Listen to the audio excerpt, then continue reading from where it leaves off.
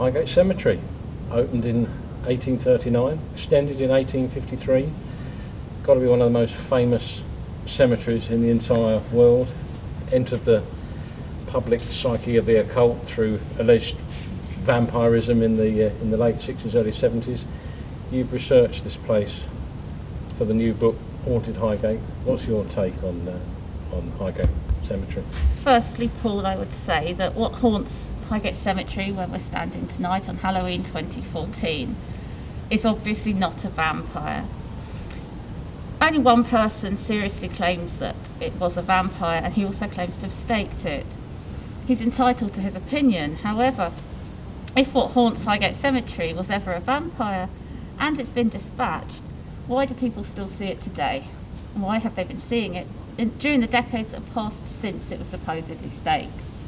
Now, you've researched the history of this area, and there are excellent reports of phenomena in here, Swains Lane, where we are, with talking about a figure in a top hat. In a top hat, as I am now. That's one of the important aspects of the haunting, isn't it? This figure that's seen on several occasions in this area. Exactly where we're standing now, in fact. There's two main locations. We're going to visit the top gate a little bit later tonight. The primary location where this tall dark figure, which has been mistaken for a vampire, thanks to Hammer horror films, etc., has been sighted by many credible witnesses, is here at the main gate. It's been sighted inside the main gate. It's also been sighted on the road and crossing the road to the east gate, which is just opposite us. The most recent clear sighting was in 2005 by a man called Martin Trent. His testimony is available on YouTube. And it's been sighted during the 1960s regularly by a variety of witnesses. What's the earliest sighting that you've come across? The earliest sighting, which I believe to be the entity, is from 1860. Well, it's recorded in 1868. It may be earlier. It's referencing something that happened maybe in the 1830s. We also have reports of Ashurst House, which was built on the land now occupied by St Michael's Church, which is to the north of where we're standing now, being haunted as early as the Georgian era. And the garden of Ashurst House was what?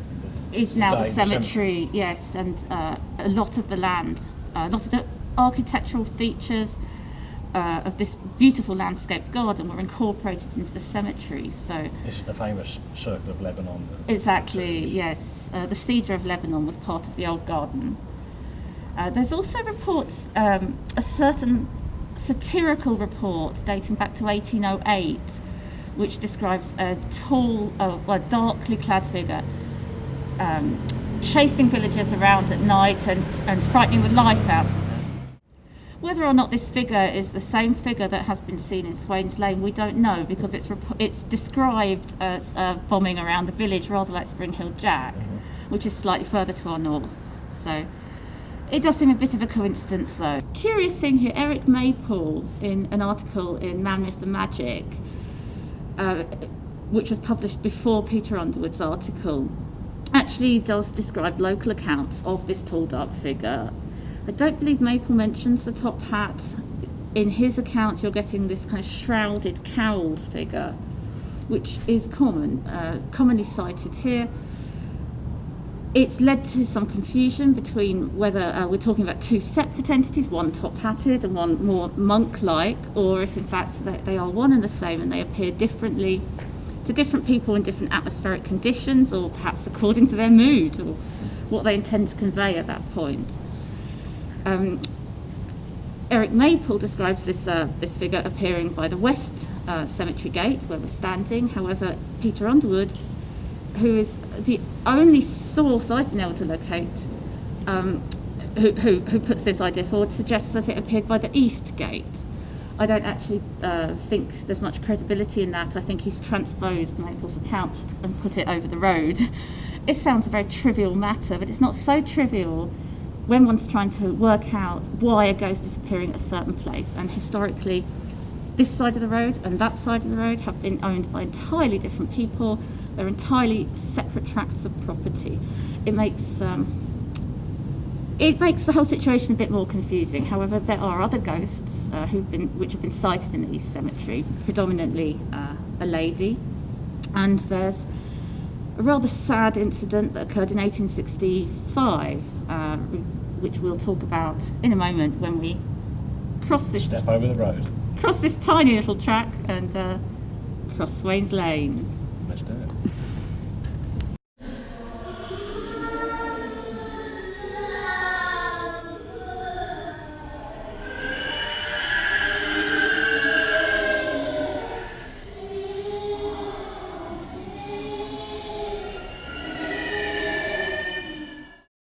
This is the East Cemetery. What are the other ghosts that you've written about? Well, the East Cemetery here was opened in 1853, I believe. 1853. There is one incident, however, from history which is pretty tragic, which involves a suicide. A young man called Henry Fonlay took a gun to his own head and ended his life here. Sadly, tragically, he was only 20 years old. That was in the cemetery? It was a few feet from where we're standing, by the modern admission booth here. When Henri's body was discovered, which was minutes after his suicide, by a cemetery worker who was chopping wood here, Henri was found to have some pretty high-class clothing on him, looking rather like yourself, Paul. Right. He was found to have initials embroidered inside his top hat, and there is some speculation that Henri could in fact be the top-hatted spectre of Swains Lane. Personally, I don't subscribe to this theory because it's unusual for a sentient ghost to haunt the place it died. Well, I don't know if you agree with me on this, Paul, but okay, a traumatic incident may cause an imprint, may cause some sort of psychic connection with the location. But the ghost we're dealing with in Swains Lane is very in tune with his environment. He acts like he owns the place. A 20-year-old surgeon dentist from Holloway who came to a place of death and burial to end his life doesn't strike me as the kind of person who in death would spend a lot of time here. He has no association in life. It's just somewhere he came to die, so I'm not too sure about that. But there's one peculiar thing about Henri's suicide which just doesn't sit right with me. When he was discovered, it was about 5 o'clock in the afternoon, and the cemetery superintendent's wife, who lived very near here, was with her husband on site, living on the job, was returning up Swains Lane with a friend. And they passed 2 men. One of them was loading a small pistol and waved it in her face in a rather dramatic fashion as if to scare her. Acting a little bit hysteric, maybe a little bit out of his mind, maybe the kind of person who was about to kill themselves. It could well have been Henri, probably was. But who was the second man? And you've not discovered that yet? I'm intending to track down the inquest report if I can, because I only came across this piece of information after the book came out. Mm-hmm. But I'm very intrigued by who was accompanying a desperate man who had come here to take his life. Well, we know about one man who appears in Swains Lane who doesn't appear to be out of sync with the way that people would have been dressed in Victorian times. There was no mention made about this man being dressed oddly. Of course, a top-hatted figure looks odd to us now, but the ghost we see now would not have looked out of place to the second man who was accompanying this poor man up the lane. So I don't know what we're going to make of that, but... Now, isn't there in the accounts I've read, going back a long time, isn't there a figure here that stands by the gate and with the long bony fingers that peers through the gate where we're standing? No, there isn't. Only in Peter Underwood's book. Right. Word for word, that account is pretty much borrowed from Eric Maple, who was friends with Peter Underwood at the time, both members of the Ghost Club. So they would have swapped stories, or Underwood would have read Maple's account, and I believe he transposed that here. There's no witness reports saying that they've seen this figure here. Martin Trent in 2005, who lived just down the road there, he saw on his way home he saw the figure crossing the road, and it appeared to disappear in this direction. We don't know it disappeared into the east because of the camber of the road. You can't tell. You couldn't tell from where he was, couple of score yards down the road. There was nothing kind of untoward about the evening or anything. And as it got down towards the east and west cemetery gates, there was a guy standing on the east side by the gates between Waterloo Park and the east side of the cemetery. And I just saw this bloke standing there, dressed darkly, and didn't think much of it. And I was walking down the middle of the road, and as I drew kind of parallel to him, he just said, "Good evening, sir," which is nothing strange in itself, but it just sounded like the kind of voice had been thrown, and it was right in my ear. And then when I turned into Oakshott Avenue, the fact that, saw him go across like that. But, he wasn't floating or anything like that, because the camber of the hill, I couldn't see his feet. But he went across very kind of smoothly. He believed what he saw, and he's as disturbed by it as people are who listen to it if they're of a nervous disposition, or they have recourse to come here at night themselves, and it is a thoroughfare for them. So I can imagine it would put some people on edge hearing his account. It's very credible. It's very hard to track down accounts, however, of accounts from witnesses who've seen the other ghost of the East Cemetery. The only ghost, in fact, who actually occupies the cemetery itself. She's meant to be a mad old woman. It's not a particularly nice way to describe somebody, not very politically correct, but that's how she's been described. And again, a lot of that comes from Underwood. However, I think there might be something in that story. I haven't managed to track down a living witness and I haven't managed to track down Underwood's witnesses either, who claim to have seen this lady. But I have spoken to people who have felt a light dancing, darting feeling, and she is meant to move about the graves very quickly, with her long hair streaming behind her. It's a very graphic description. The idea of somebody sort of picturesque. searching amongst the graves. I mean, I've heard that before in other places, like at Clop Hill, the old church, St Mary's Church at Clop Hill. There's supposed to be an airman wandering around looking for a grave there. It seems to be quite a sort of a common thing. Yes. In paranormal lore, if you like. The idea of someone perpetually searching for someone they've lost. They're looking for the grave they can't find marked, or even their own grave. Or even their own. Yes. I mean, in this case, the lady is supposedly looking for her missing children, or her murdered children, more precisely. We don't know who she was in life, so we don't know if she murdered them or someone else did.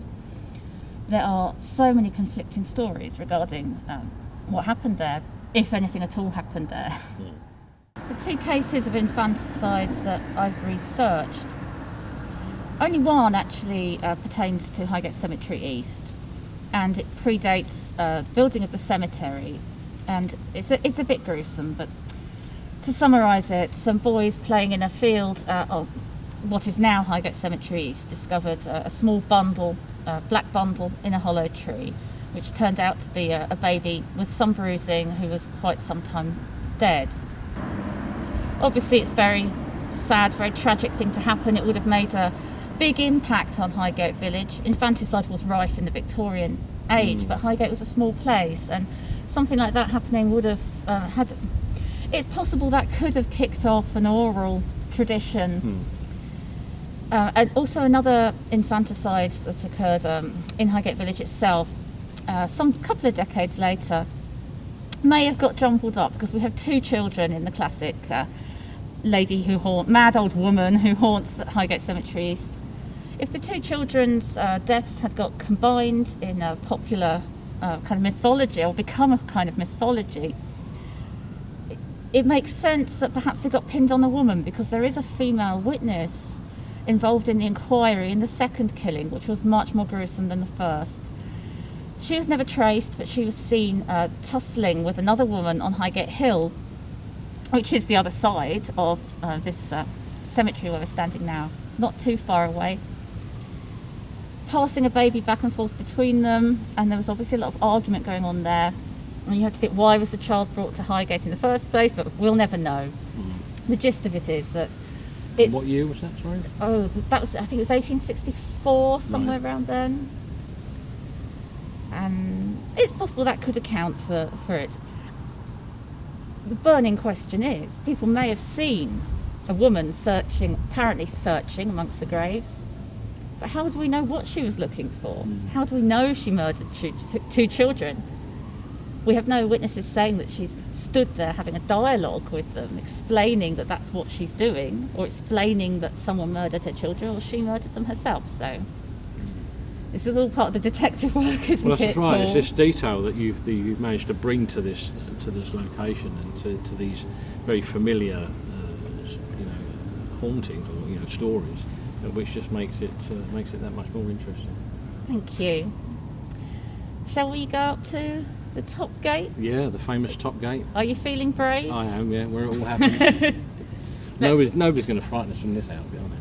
I think you might frighten the ghost, Paul. He might think he's met his doppelganger. So Let's do it. Let's do it. Okay.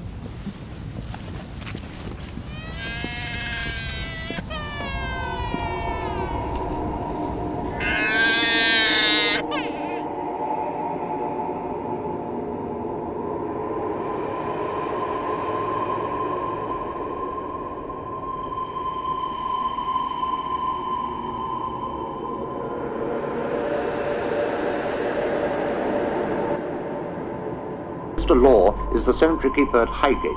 I asked if there really were vampire hunters. Oh yeah. Some couple of years ago, there's this person named Farrant. He was supposed to have seen a vampire or something hovering over top of a headstone. What was it like? It took the form of a tall, grey figure, and about 8 feet tall, and it seemed to glide off the path without making any noise. Well, he's supposed to have described it as a big, tall thing hovering 7 foot 7 foot over top of an headstone, and about 7 foot tall. And as I passed this spot here, I noticed a tall, dark shape just inside the gate, and it seemed to be hovering above the ground. The immediate area turned icy cold. I felt I was being drained of energy. In fact, I felt I was under a psychic attack. This time when they started this vampire business, in the evening time, there's all 100-odd people outside the gates. When the cemetery's all closed, I mean, this is all privately owned, so those gates are closed at 4 o'clock at this particular time. And they was all trying to climb over the walls, and one person said they see a horrible grey thing wriggling down the road. All this bloody nonsense, you know.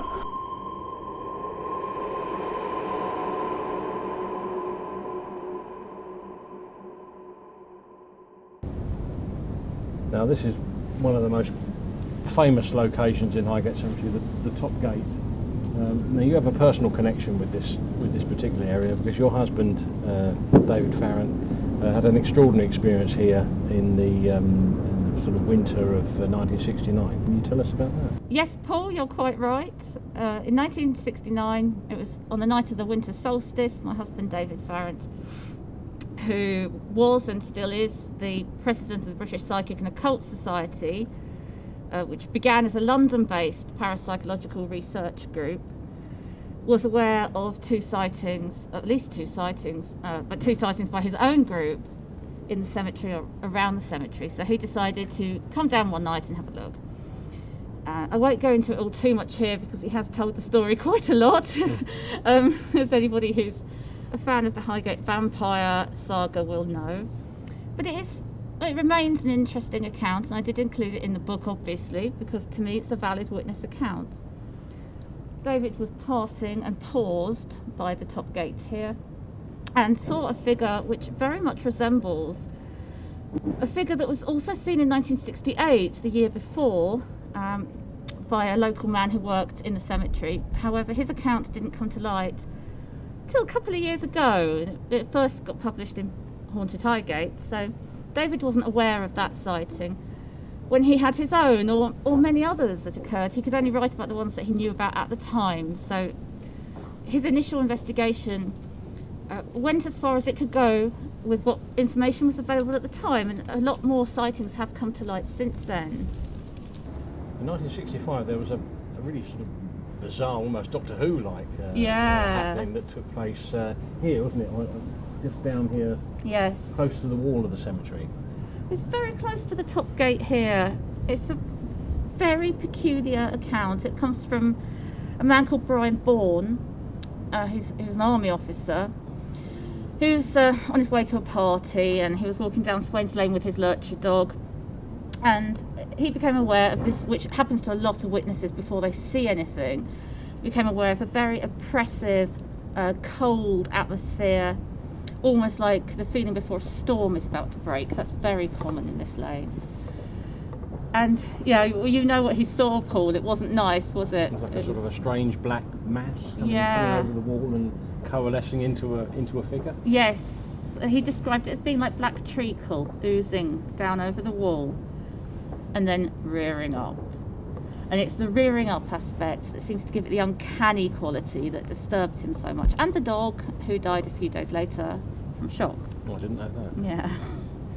In fact, dogs do react a lot to the phenomena, whether or not it's visible at the time or not. I think it was in 2011 at Halloween, and should remind people we are here at Halloween tonight with a full camera crew, so we might catch something ourselves.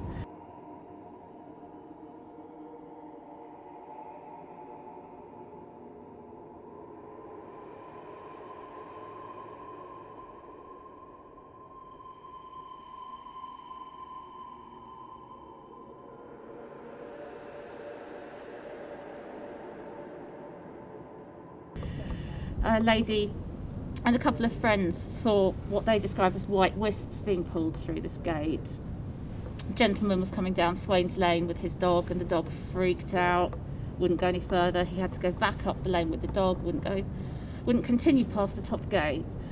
I'm not sure if we mentioned the elderly lady who David interviewed in the late 60s or early 70s, who saw the figure at the main gate. Her dog also was similarly disturbed and bristled and whined and was pulling on the leash.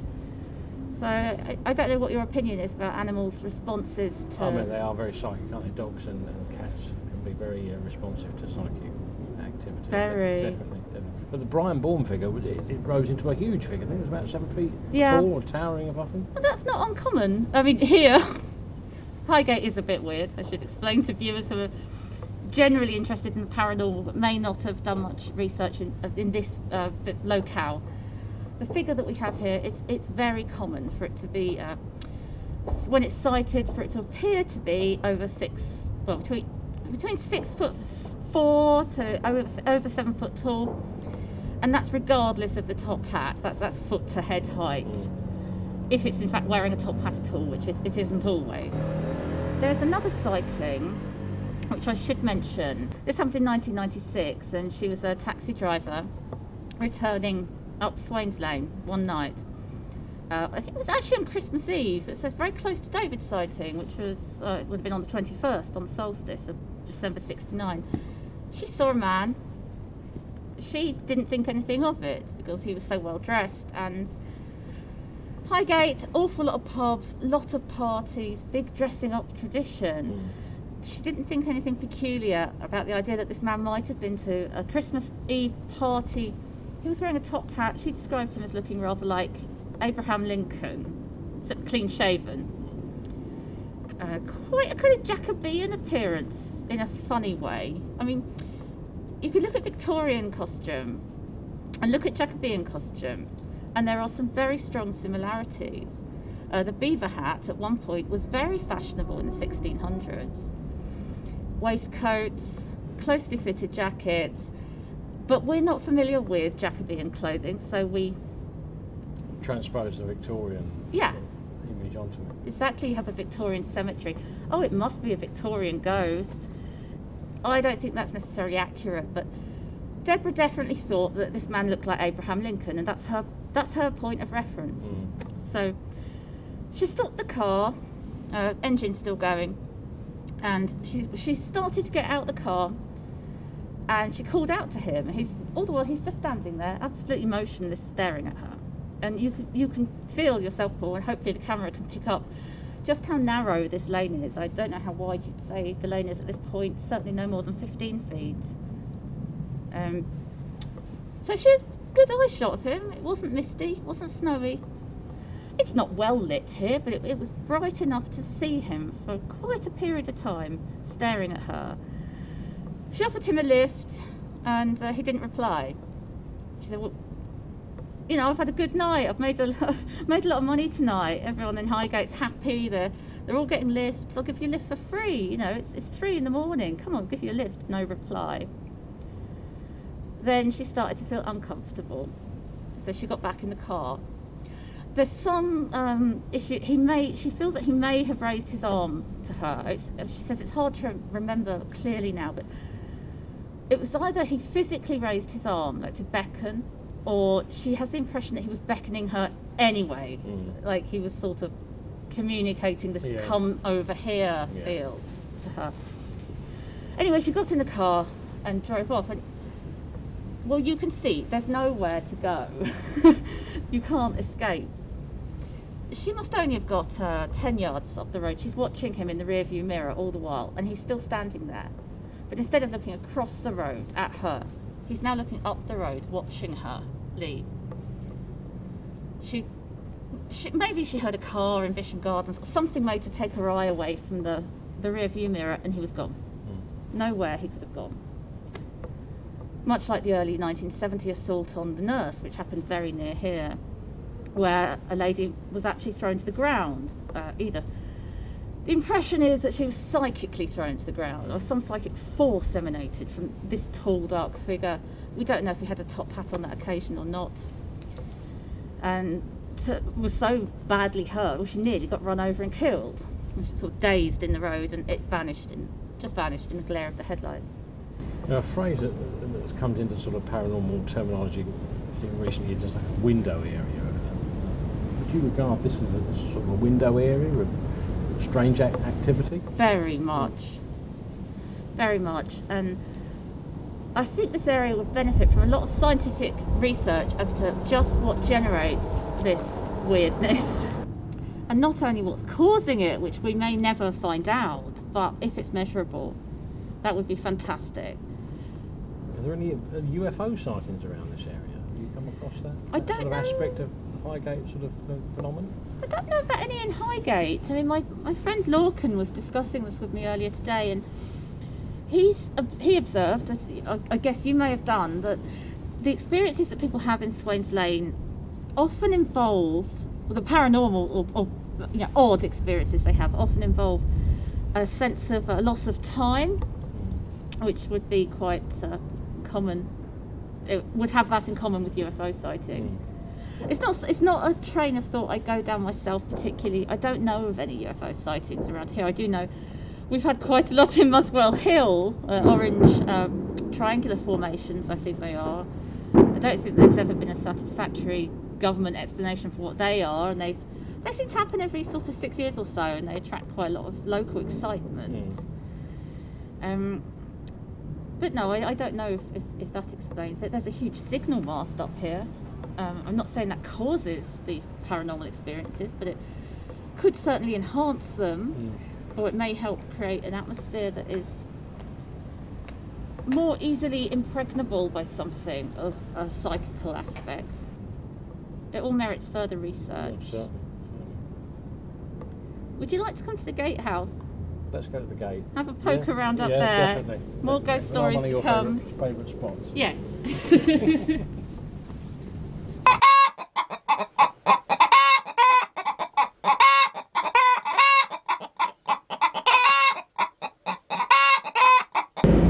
Now, why have we stopped here, Della? Well, people always ask about the frozen chicken of Pond Square. I had to answer it in the book. People ask about it, they want to read about it, so I did a bit of digging into that. No, I've written about this, so I need to know the real truth about these things. Well, the sightings only seem to really occur in mass in 1943 and for the rest of the war onwards, or maybe slightly earlier. We don't really, I mean, there's one very vague sighting in 1969, but I'm not too sure about the origin of that one being This is sincere. The couple in the doorway. Yeah. Yeah, I don't have much belief in the courting couple in the doorway. I should just point out where we're standing here right now is, we'll talk about that in a moment, but we're actually standing outside the Raj Tea Rooms as was, which was a very popular hub for Wicca and magic in the 1960s. And I don't know, perhaps the doorway where the couple were courting was somewhere around here, if in fact that really happened. But where we're actually standing is by an alleyway, common or garden alleyway, but if you can imagine the whole of Pond Square completely blacked out. You have a lot of chickens in Highgate in the 1940s being reared for ration supplementing. What if a fox is disturbed by the night watchman, breaking up a chicken coop, chicken runs out, had a few feathers torn out by the fox, and manages in the dark to disappear up this tiny little alleyway. I mean, two people couldn't walk next to each other walking up it. That's my personal theory.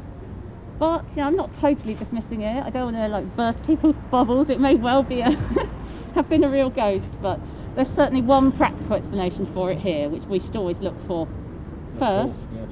Yeah, so I just thought you'd like to see this random little alleyway in Highgate. the chicken run. And the chicken run, I like it. End of frozen chicken. Up to the gatehouse. Let's go.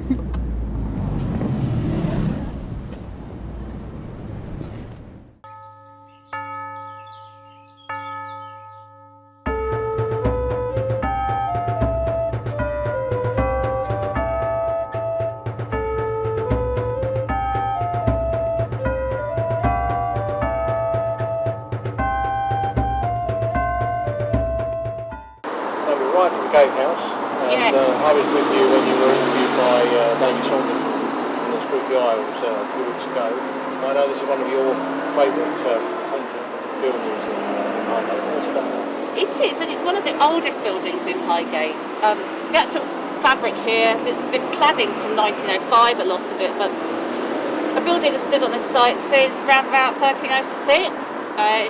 It's the epicentre of ancient Highgate, dating back to when it was Hamlet. It's at a crossroads. It's at a junction of two ley lines, or certainly at least one ley line runs through it. It's a very psychically active environment. It's the site of an old toll house, so it's historically been a site of flux between north and south and east and west. And I think that perhaps some of that turbulence, that transitional energy may have affected this building because it seems to have a lot of ghosts. When I say a lot, we discussed some of them on our podcast. I'd say the pub is most heavily haunted upstairs at the Gatehouse, the very popular, I don't want to call it a fringe theatre, it's a very successful theatre, which exists in the upper stories, and that's where we hear a lot about Mother Marnes, who is again, a Jacobean ghost who is said to have been murdered for her money sometime in the 1600s. But we have a very weird scenario here in that we appear to have the murderer and the murder victim both haunting the premises. They've been sighted separately and they've been heard in conversation together. It's also very unusual, as you will know, to have the same ghost behaving apparently sentiently in that I've got witness testimony of her communicating with ex-landlord's children, with behaving in a way that she wants to be noticed. She's actively going into children's bedrooms at night, she's looking at them, she seems active, and yet you've got her replaying situations. She's been sighted hanging out the window up here as if screaming for help. She's, as I mentioned, the overheard conversation. In fact, it was two policemen, a landlord and a barman, who overheard the conversation. The raised voices, the knives clattering, and so on. In 1965 or 66, I believe that was. So, yeah, that's quite unusual to me. I've heard reports of a figure with a Guy Fawkes type hat in this building. Is that supposed to be the ghost of the murderer? That's my assumption. Yeah. Because his behaviour is so manifestly aggressive. And we've only got one clear sighting of him upstairs. And on that occasion he did, either physically or more like psychically strangle the man who saw him in one of the side rooms up there. Now this murderous apparition, has he been sighted anywhere else in the gatehouse? Yes, there was a spate in the 80s where he appeared in the restaurant area, which is round the back here.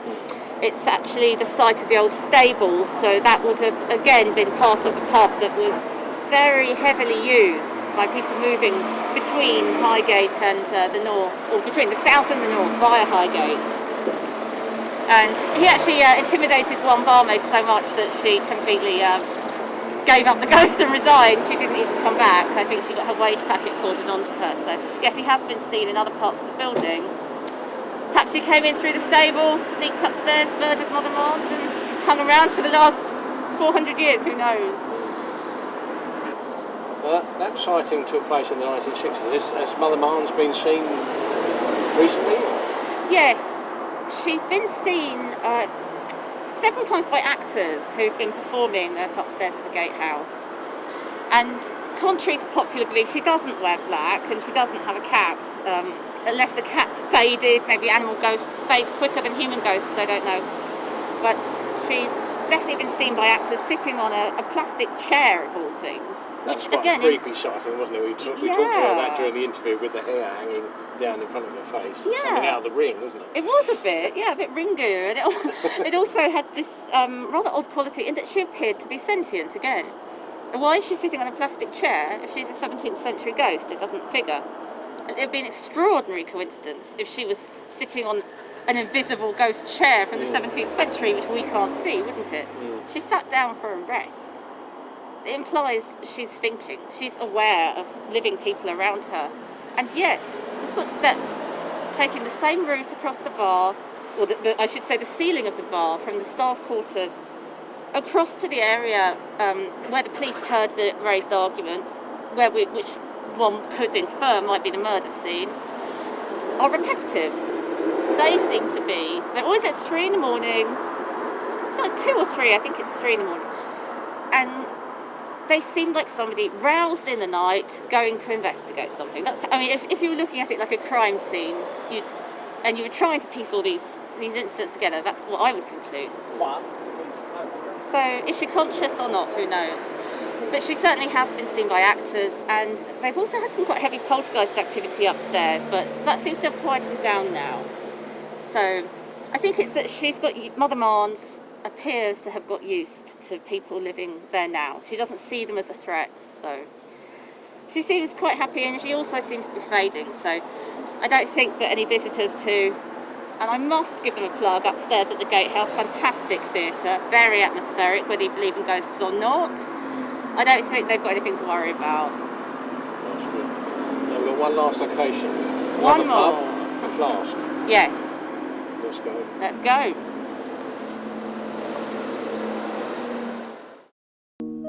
Remember me to one who lives there. He once was a true love of mine. Now we're here at The Flask, which dates from 1663, am I right? The oldest parts do, yes. It's been remodelled a lot over the centuries, but... Now there have been rumours here of tunnels underneath this building, and I've got a sort of a personal connection with this building. So I used to work with an architect for Benskin's Brewery when it was run by Benskin's in the 70s, and they uncovered a tunnel during refurbishment. Yes, which is detailed in Haunted Highgate for the first time. It's always been a local rumour certainly amongst some Highgate school children, that there were tunnels in this area.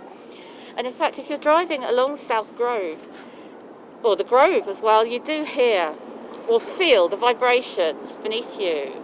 It feels unstable. It feels as if there is something hollow underneath you, like a rattling. And yeah, it was really interesting to actually find some concrete proof of that, to find someone who's actually been in the tunnel. The last person I know of, or knew of, fell in it in 1899, I think it was. No, I couldn't interview him. But your friend, yes, very interesting. The main ghost in the Flask? The most there's two very famous ones. One of the most famous ones is the Fleeing Cavalier, as I've called him in the book. He appears on the far side of the pub where we're standing here, and he disappears through a pillar in a more modern-looking area, not the little snug pub. He's in, rather like I am today, full costume. You wouldn't expect to see somebody just appear dressed like this out of the blue, and he does. And he was sighted, I think it was only 2 years ago, was the last time. 2012, I think, was the last time he was seen.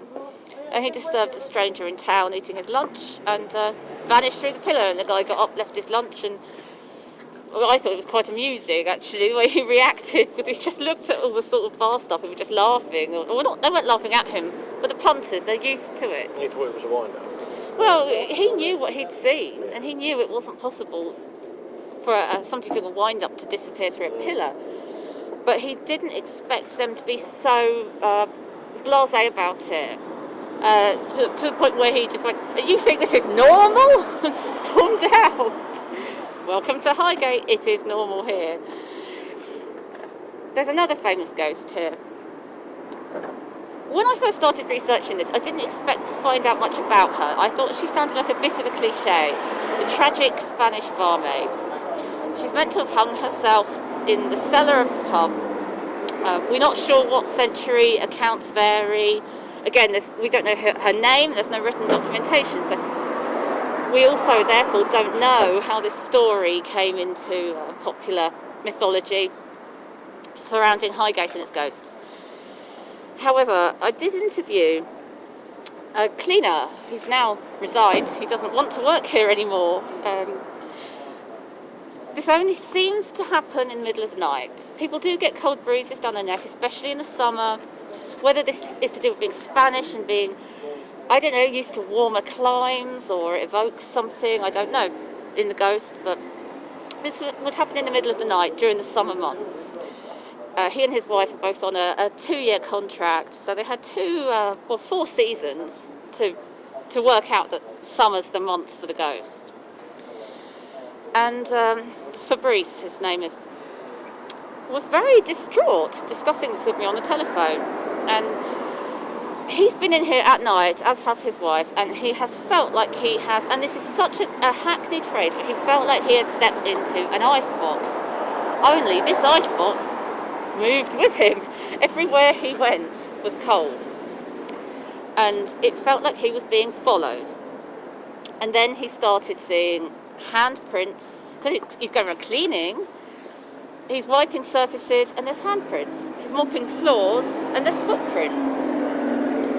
And he's alone. I mean, the staff quarters are slightly to the side. They're not quite connected to the main pub. It's a bit of a complicated layout because it's been changed so much over the years. So he was essentially alone in this very old building in the middle of one of the most haunted villages in, well, suburbs, but it's a village really, in London. And yeah, he's got this going on, and he resigned. I don't know if maybe she thought that he looked a bit like her former lover. She's meant to have hanged herself, as I say, because of this disastrous relationship with the landlord of the pub. And we know that there were Spanish people living in Highgate in the 1700s. It's not implausible that there's some background to this. So yeah, she's another one.